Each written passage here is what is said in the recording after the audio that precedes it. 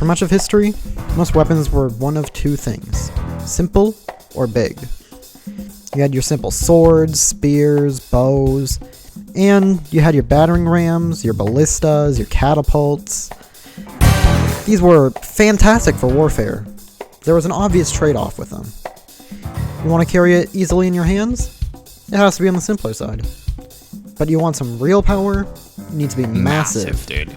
Or at least large enough that it would weigh down on you. So then, what if you wanted both power and portability? So came the pistol, and with it, the little bang.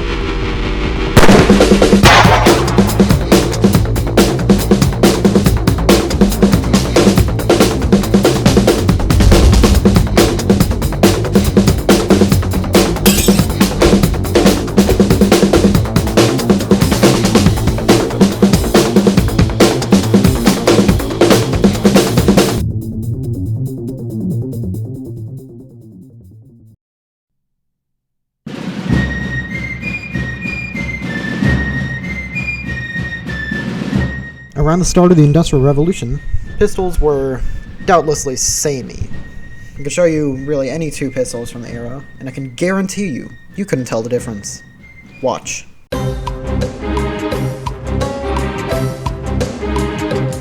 From 1756 to 1763, the 7 Years' War was fought primarily by Great Britain and Prussia against France and Austria. Cavalry soldiers on all sides of the fight, needing to both ride their horses and fight, fire large caliber pistols at each other. This was, for the most part, par for the course and had been for hundreds of years at this point. What was new, however, was standardization. Every country had the means now to start producing weaponry on a much larger scale. Gone were the days of unique weaponry. Now, each country had specific models of pistols, each with interchangeable parts to make repairs significantly easier on the battlefield. Another common, yet far stranger use of pistols during this time was dueling. Pistols were sold in pairs, starting in the 1760s, becoming a popular way to settle disputes. In fact, Alexander Hamilton, former Secretary of the Treasury of the United States, lost a duel to the then Vice President Aaron Burr. However, there was a major problem with early flintlock pistols. After every shot, you had to go through a lengthy, grueling reload. Additionally, part of the reload was filling a bulky pan with powder. So, how do we get smaller and faster?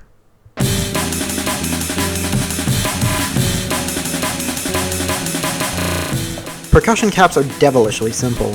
Developed in the early 1800s, but not quite gaining traction until years later. These were quite literally gunpowder in a cup. It replaced the powder pan entirely, allowing for a much simpler weapon. The simplicity, in fact, proved to be the biggest force driving the pistol's evolution forward. You had weapons like the pattern 1842 pistol, which were lighter and smaller for the British Coast Guard's use. The Cooper Underhammer pistol took this to the extreme, with a 4-inch barrel and a much slimmer profile. One of the more interesting pistols was Christian Sharp's design. This was a breech-loading design, meaning that the weapon loaded from the rear of the barrel rather than the front. This streamlined reloading, and overall increased the rate of fire of the pistol. On the topic of a higher rate of fire,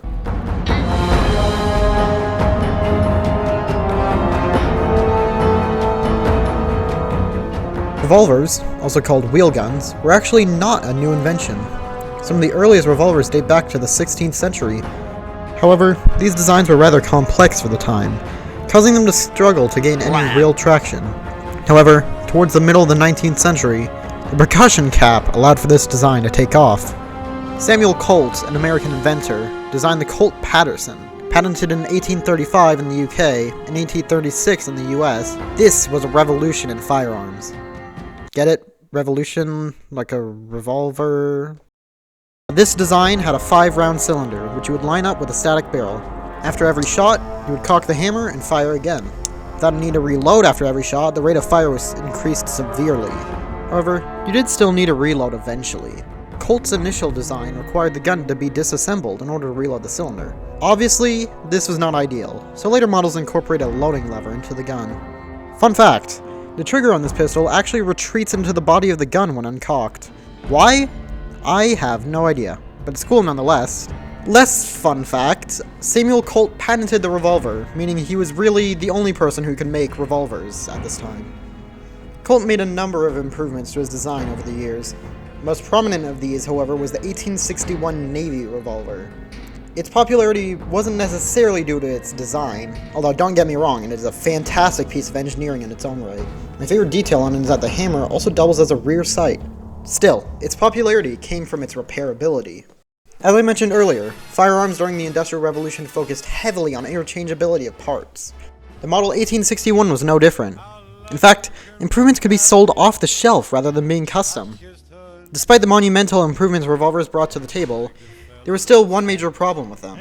Or rather, the problem lied with the ammunition. Reloading your gun was still very lengthy, the percussion caps helped, and the revolving cylinder reduced the frequency of it. But it would still take ages to load the gunpowder and the bullet. So then, how can we improve the ammo? With a big iron.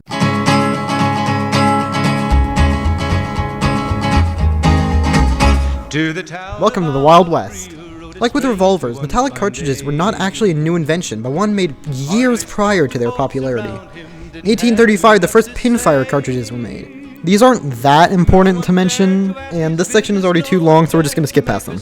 Exactly 10 years later, in 1845, the rimfire cartridge was invented. Your pistol's hammer would whack and ignite the rim of your cartridges, which contained primer to ignite the rest of the powder. The earliest mass-produced rimfire cartridge was the .22 BB cap. This was, and I'm not kidding, a regular percussion cap with a tiny bullet stuck on top. One of the earliest revolvers to use these new rimfire rounds was a newcomer to the firearms industry, Smith & Wesson. Taking advantage of the soon expiring patent on revolvers held by Colt, they created the Smith & Wesson Model 1. Creative naming scheme, I know. This was made through the American Civil War and saw private usage both by civilians and soldiers for self-defense, as cities grew larger and, therefore, more densely packed with criminals. However, the biggest problem with rimfire rounds was that their design limited the size of the bullet, since the pistol's hammer needed to be able to crush the walls of the round, and thus requiring thin walls. After another 10 years, however, in 1855, a new cartridge was now made viable, the centerfire cartridge. This, as its name might suggest, had the primer in the center rear of the round, in its own thinner compartment. This allowed the rest of the round to have thicker walls, and meaning we could have bigger irons.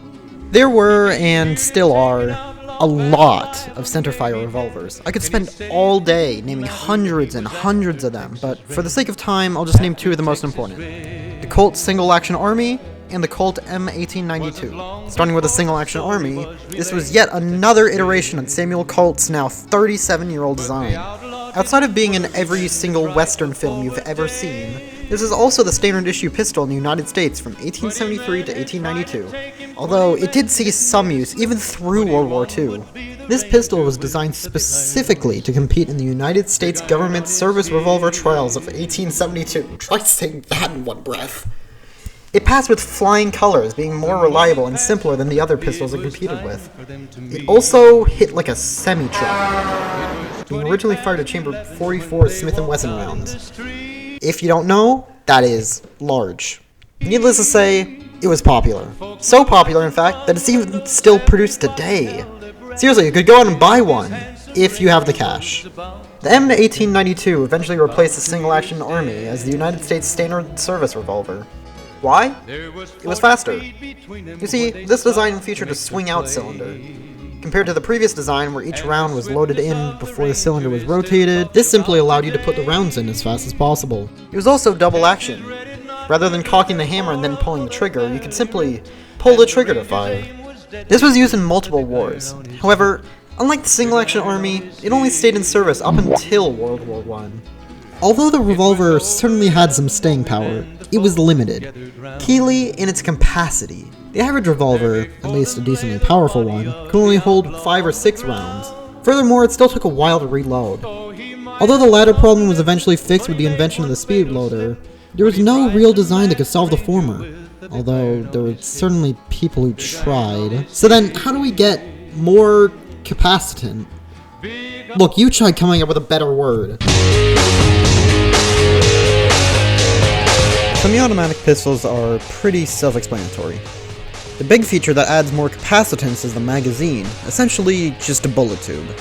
The first of such pistols to be patented was the Salvatore Dormis in 1891.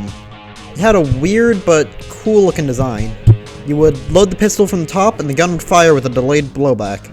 This was intended to compete in the Austrian military trials, but constant revisions made it arrive late to the party.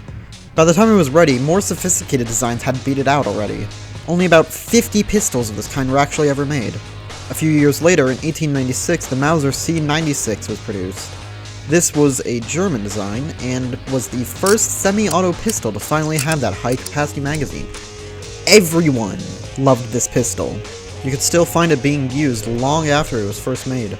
However, as good as this design was, it couldn't compare to what many consider the holy grail of pistols, the 1911. Okay, before we get to the 1911, I need to give some context. The M1911 was designed by a man named John Moses Browning. To put it simply, he was revolutionary. To save on some well-needed time, I'll only mention a couple important designs that he made. Before the 1911, Browning designed the M1900. Produced in, well, 1900, this was the first handgun to actually use a slide. This pistol was also very popular, however it only saw use in warfare up until after around World War II.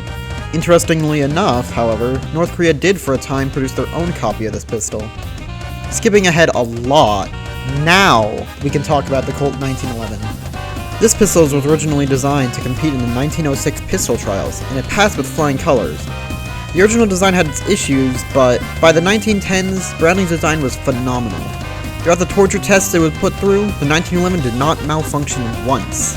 Adopted by the United States in, well, 1911, this pistol soon saw mass production as the US entered World War I. However, this was not the only time this was used. In fact, it's still a service pistol in a number of countries today.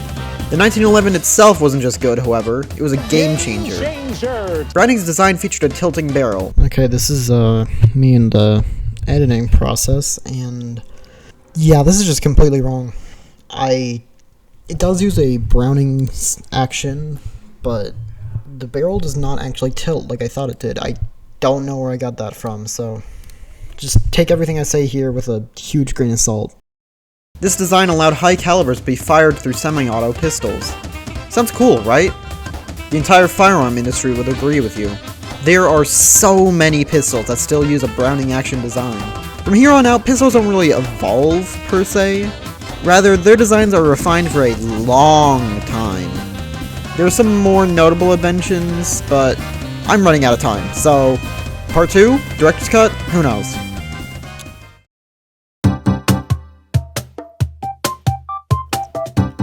To sum up a long history, seriously, I've cut so much out of this video. Pistols evolved as follows. During the Industrial Revolution, the pistol was standardized. A few years later, percussion caps became common and pistols were faster to reload. Around the same time, the revolver came into fashion. However, this design did not reach its peak until the invention of the metallic cartridge. Later on, the pistol evolved into being semi-automatic. Anything beyond is really too much to talk about. If I had to pick one innovation which was most important, it would doubtless be the semi-automatic pistol. As much as I love revolvers, these pistols seriously changed up the whole field.